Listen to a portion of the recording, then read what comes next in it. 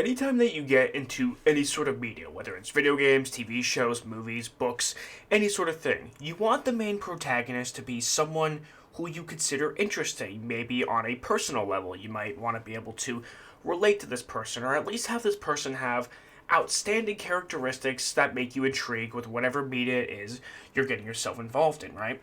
Well, I want to talk about somebody today who not only just doesn't have any redeemable qualities in terms of how interesting they are, they're also just not as good as people have made it out to be, right? And if you've seen the title of this video, then you know exactly who I'm talking about. I'm talking about a character by the name of Max Caufield. But before we get into this, I just want to say that make sure that you guys are subscribed, make sure you turn on the notification bell so you get all notifications for when I upload, and let's get on with the video. Okay, I guess we're going to do this, and I'm going to try the best I can to not have a crash out while I do this. But Max Caufield, in my opinion, is probably the least interesting character I've ever played on frickin' planet Earth. I mean, this is a girl who, when we play as her in the first game, we don't have very much back knowledge on her. And I'm kind of thinking that throughout the course of the game, we're going to get some more details. And the only details that we learn from her past are the fact that she used to live in Arcadia Bay, and she was friends with Chloe Price. And the only thing we know about her on present day is that she recently turned 18, and she's into photography. I mean, this girl does not have any relatable characteristics, doesn't really have any sort of personality. Now, you could argue that that is because of the fact that she's very reserved and she is very shy. And yes, there are a lot of people who are like that and have all sorts of types of social anxiety, and I totally understand that. However, you would think that in a video game where you're playing as her as the main protagonist, that maybe along the way at some point she would make some sort of growth and come out of her overall shell. Well, that does not seem to happen with Max throughout the course of the first game, or even the second time that we play as her in Life is Strange Double Exposure. You see, I wasn't originally going to make a video talking about this, because I kind of thought that maybe going into Double Exposure, that Max would have grown up, and maybe we would see a different side of her. But the reality is, she hasn't really changed much at all since the first game, if really at all. Now, I know that some of you are going to go to the comments and say, well, she has a superpower that makes up for her entire character. Well, I'm going to make a counter argument for you that it is even worse to have a rewinding time superpower because of the fact it takes away any sort of element of choice that you want to make. Any choice you make, boop, rewind, redo, see the other outcome. It kind of makes your choices redundant and useless, and honestly, I don't really care too much about a rewind power. I understand that it causes other sorts of issues outside your choices, and that's kind of the point of the title, Life is Strange. However, I just don't really like this power very much personally. As well as Max being an uninteresting character, it kind of feels like a double whammy to me, and someone who just doesn't have any sort of personality is not really someone that you're going to get the fans to relate to. And I think that part of the reason why they kind of, the developers made her so bland and dry is simply because of the fact that I think they were trying really hard to get Max to be relatable to everybody, to the point where she's just a bland, stereotypical 18-year-old girl. And you want to know how you can know if a main character is a good character or not? Is if they could make a decent side character. If they are someone who you think, wow, I'd really want to play alongside this person in my game, then you know that they could potentially make a better protagonist.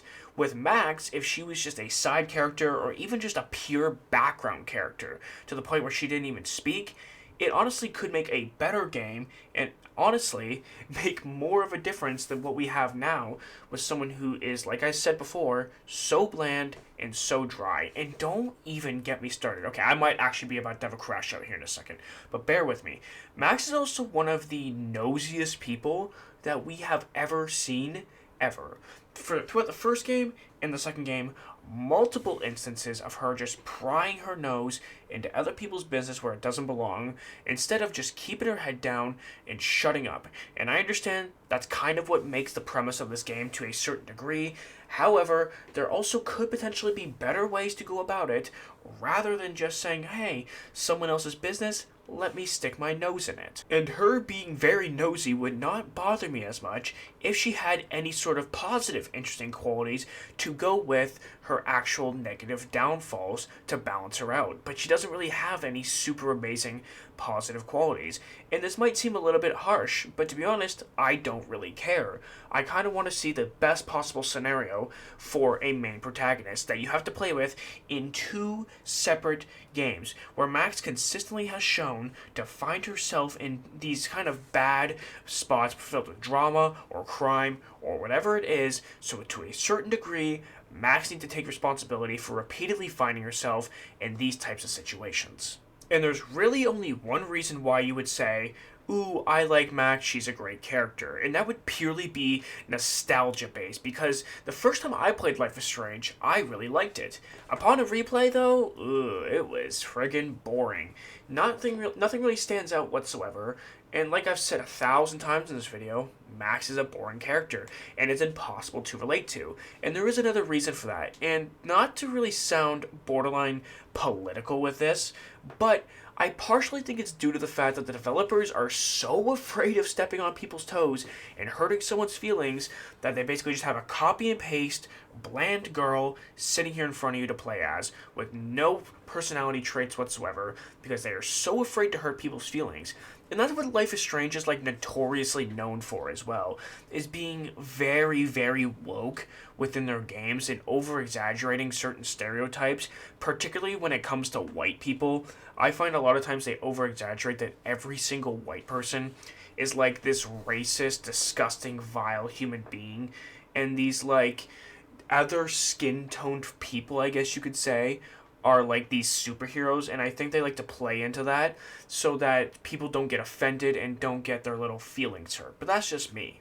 And to be honest, guys, that's about all I have to say about the character of Max. But if you want to know my consensus on pretty much every character in Life is Strange Double Exposure, and most games previous, most characters are completely uninteresting, completely garbage, don't really have any personality, like I've said about Max 100 times in this video, but the other characters are pretty much the exact same.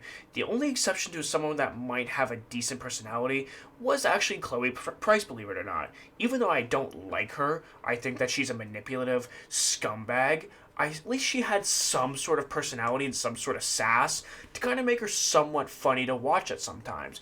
But other than that, it's like some people can be somewhat interesting, but Max is just simply not one of those people. So let me know if you guys enjoyed this character analysis video. I kind of enjoyed putting something together, wanted to go for something a little bit different besides the Batman Arkham route and beat that game to death, so I decided to make this here.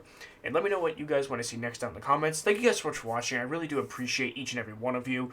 Please, please consider subscribing. Let's get to 1,000 subs. Let's do it. And I'll play those 4 Batman Arkham games in a day. Thank you guys so much for watching. I hope you'll have an amazing day, and I'll see you in the next one. Peace!